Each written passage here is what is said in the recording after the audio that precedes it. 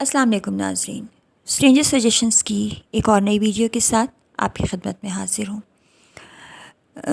ناظرین، جیسے کہ میں پہلے بھی اس موضوع پر بات کر چکی ہوں کہ صدقے دل سے کی گئی نیکی رائگاں نہیں جاتی۔ اگر انسان صرف اس نیت سے نیکی کرے کہ اس کا مقصد اللہ کی خوشنودی حاصل کرنا اور اس کے بندوں کے دکھ درد دور کرنا ہو تو یقین کیجئے وہ نیکی آخرت میں اس کے لیے مغفرت کا خزانہ بن جاتی ہے۔ تو آئیے اسی موضوع پہ بات کرتے ہیں۔ آج میں آپ سے ایک سچا واقعہ شیئر کروں گی۔ یہ واقعہ سعودی عرب میں رہنے والے ایک تاجر کا ہے۔ ان کو میں شیخ صاحب کا نام دوں گی۔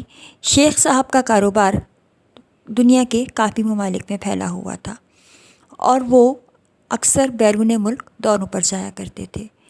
ایک دفعہ اسی طرح ایک بیرون ملک دورے کے دوران ان کی ملاقات ایک بیوہ سے ہوئی جو فلپائن کی رہنے والی تھی۔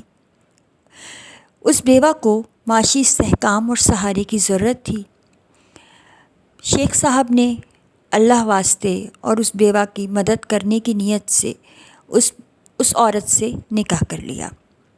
اگرچہ شیخ صاحب پہلے سے شادی شدہ تھے اور بال بچے دار آدمی تھے، شیخ صاحب کے 5 بیٹے تھے، لیکن انہوں نے یہ کام صرف اللہ کی رضا کی خاطر کیا۔ شادی کرنے کے بعد شیخ صاحب اپنی دوسری بیوی کو اس کے وطن چھوڑ کر واپس سعودی عرب آ گئے، مگر باقاعدگی سے اس کو خرچہ بھیجتے رہے اور اس کی خبر گیری کرتے رہے۔ کچھ عرصے بعد شیخ صاحب کا وقت آخر آن پہنچا تو انہوں نے اپنے بیوی اور بیٹوں کو جمع کیا اور کہا کہ میں نے فلاں جگہ رہنے والی فلاں عورت سے نکاح کر لیا تھا۔ آج تم لوگوں کو بتانے کا مقصد یہ ہے چونکہ میں مرنے والا ہوں، اس لیے میرے مرنے کے بعد جب تم میری جائیداد میں سے وراثت کے حصے لگاؤ تو میری اس بیوہ کو بھی یاد رکھنا، اور میں وصیتاً کہہ رہا ہوں کہ اس کی خبر گیری کرنا اور اس کو اس کا حق برابر دینا۔ اس کے بعد شیخ صاحب انتقال کر گئے۔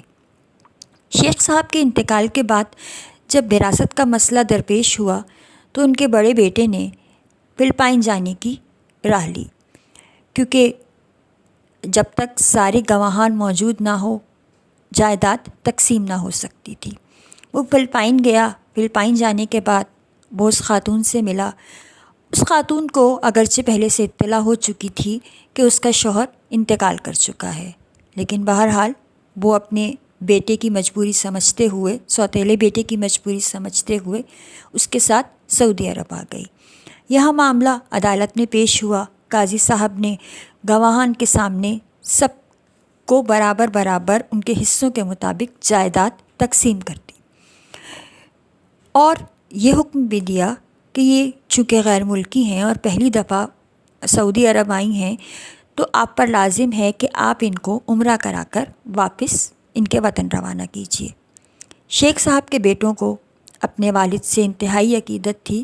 انہوں نے اپنے والد کی بیوہ کا احترام کرتے ہوئے ان کو عمرہ کروایا اور ان کو واپس وطن روانہ کر دیا، اور جو رقم ان کے حصے میں آئی تھی، جو کہ اچھی خاصی رقم تھی، کہ اتنی اچھی کہ وہ اپنی زندگی آرام اور آسائش کے ساتھ گزار سکتی تھیں، وہ ان کے حوالے کی اور ان کو ان کے وطن روانہ کر دیا اور وعدہ کیا کہ ہم آپ کی خبر گیری کرتے رہیں گے۔ چند ماہ بعد بڑے بیٹے کو پھر اچانک خیال آیا کہ میں جا کر اس خاتون کی خبر گیری تو کروں کہ جس کے معاملے میں نے اپنے والد سے وعدہ لیا تھا کہ ہم ان کی خبر گیری کریں گے۔ یہ سوچ کر اس نے واپس فلپائن کی راہ لی۔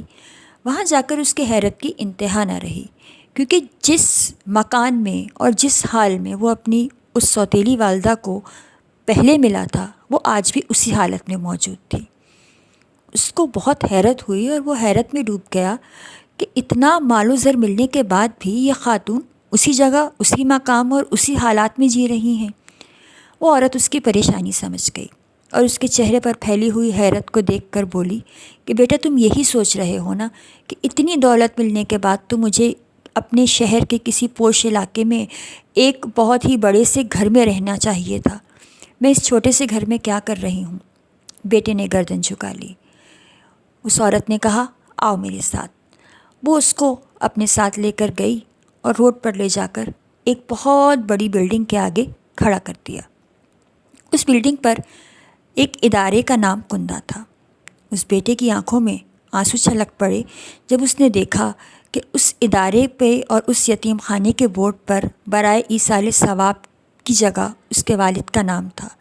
یعنی اس عورت نے وہ تمام تر دولت جو اس کو ورثے میں ملی تھی، جو اس کو جائیداد کے حصے کے طور پر ملی تھی، اس نے اپنے شوہر کے نام سے ایک ٹرسٹ قائم کر دیا۔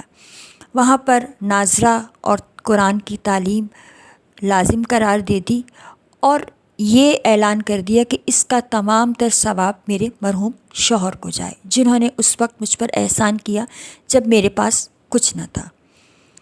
بڑا بیٹا مشکور آنکھوں سے اپنی سوتیلی والدہ کو دیکھتا رہا۔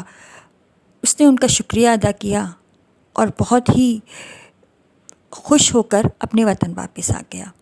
وطن واپس آ کر اس نے اپنے باقی بھائیوں کو جمع کیا اور ان سے اس بات کا تذکرہ کیا کہ جب وہ ایک غیر عورت کہ جس سے ہمارے باپ نے نکاح کیا، اس نے صرف نکاح کی لاج نبھاتے ہوئے اپنی ساری دولت ہمارے باپ کے آخرت سنوارنے میں لگا دی، تو وہ باپ جس نے ہمیں بچپن سے لے کر آج تک اس قابل کیا، اپنے پیروں پر کھڑا کیا کہ ہم اس کے لیے کچھ کرنے کے حقدار نہیں، یہ سوچ اس کے 5 بیٹوں میں بیدار ہو گئی۔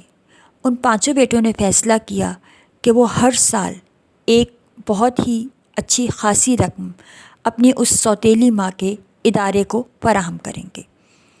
اس کے ساتھ ساتھ انہوں نے یہ بھی فیصلہ کیا کہ وہ اپنے ملک میں بھی ایسا ہی ایک ادارہ قائم کریں گے جو کہ اب ان کے باپ کے لیے صدقہ جاریہ ثابت ہو اور ان کے لیے ایصال ثواب کا باعث بنے۔ ناظرین، عرض یہ کرنی تھی کہ بڑے بوڑھے کہتے ہیں نیکی کر اور دریا میں ڈال۔ حقیقت میں سچائی یہ ہے کہ نیکی کا وہ ایک قطرہ جب دریا میں جاتا ہے نا، تو وہ دوسرے انسان کے لیے جس نے نیکی کی ہے اس کے لیے اس دریا کو سمندر کر دیتا ہے، اور وہ سمندر نہ صرف اسے اس دنیا میں سیراب کرتا ہے بلکہ آخرت میں بھی اس کی مغفرت کا ضامن ہوتا ہے۔ بہت شکریہ۔ اللہ حافظ۔